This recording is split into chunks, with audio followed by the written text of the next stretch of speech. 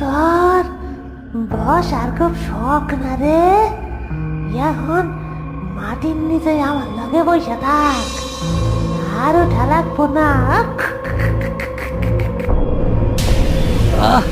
উস্তাদ উস্তাদ, আমি মাটির নিচে ডাইভা যাইতেছি, আমার পা গিল্লা খাইতেছে, আমারে বাঁচান।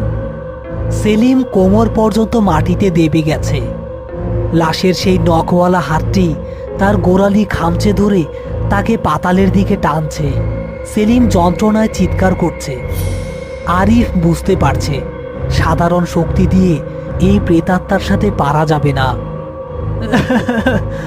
উস্তাদ উস্তাদ, আমার হাড় গুঁড়া হয়ে যাইতেছে, আমি আমি আর পারলাম না, আমারে কাইটা ফালাইয়া আপনি পালাইয়া যান। চুপ থাক পাগল, তোরে রাইখ আমি যাবো না। আরিফ তার পকেট থেকে এক কৌটা পোড়া চুন বের করল। সে জানে লাশরা চুন ভয় পায়, কারণ চুন হাড় পুড়িয়ে দেয়।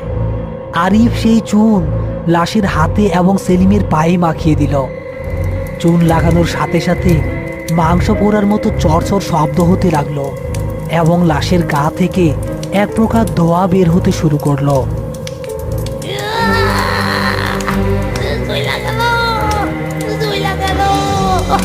কিন্তু আমি আবার আসবো, গোরস্থানে আবার আসবো। লাশের হাতটি এক ঝটকায় সেলিমকে ছেড়ে দিল।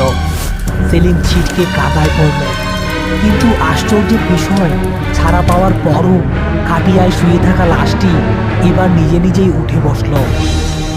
তার মুখ ঢাকা, কিন্তু শরীরটা এমনভাবে দুলছে যেন সে কোনো মন্ত্র পড়ছে।